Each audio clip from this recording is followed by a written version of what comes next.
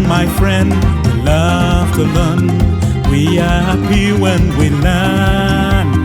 I and my friend, we love to learn. We are happy every time. I and my friend.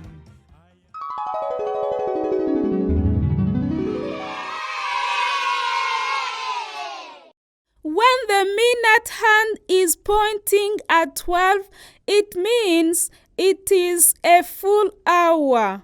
That's when we can say o'clock. The long hand was pointing at 12 when it was 7 o'clock. Wonderful! You remember. Is it 10 o'clock now? No, the minute hand is pointing at 6, not 12. You are a smart girl.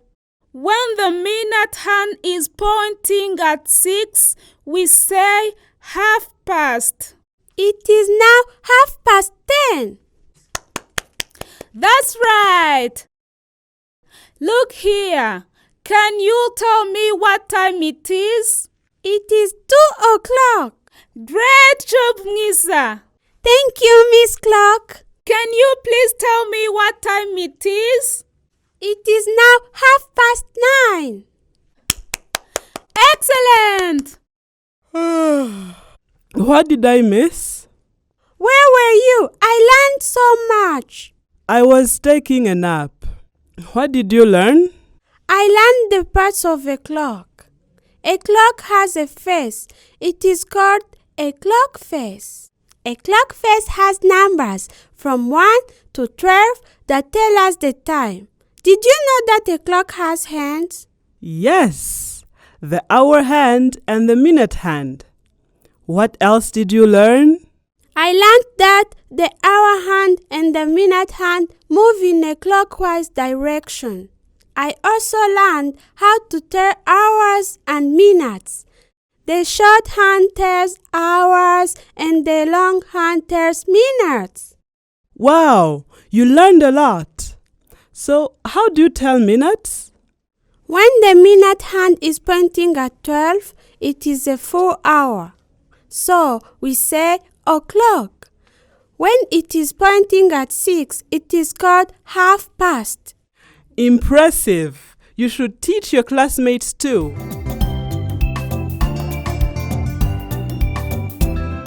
It is now 12 o'clock. Time for lunch. 12 o'clock is the time for lunch. It is also called noon, or you can call it midday. Noon or what? Midday. It means we have reached half of the day. Oh, I see. Let me see the time. So, what time is it? The hour hand is a little bit past 2 and the minute hand is pointing at 3.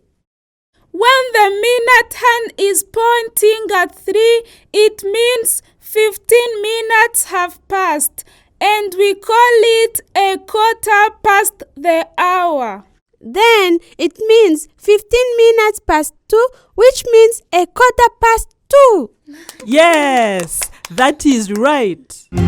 We are happy every time. I and my friend.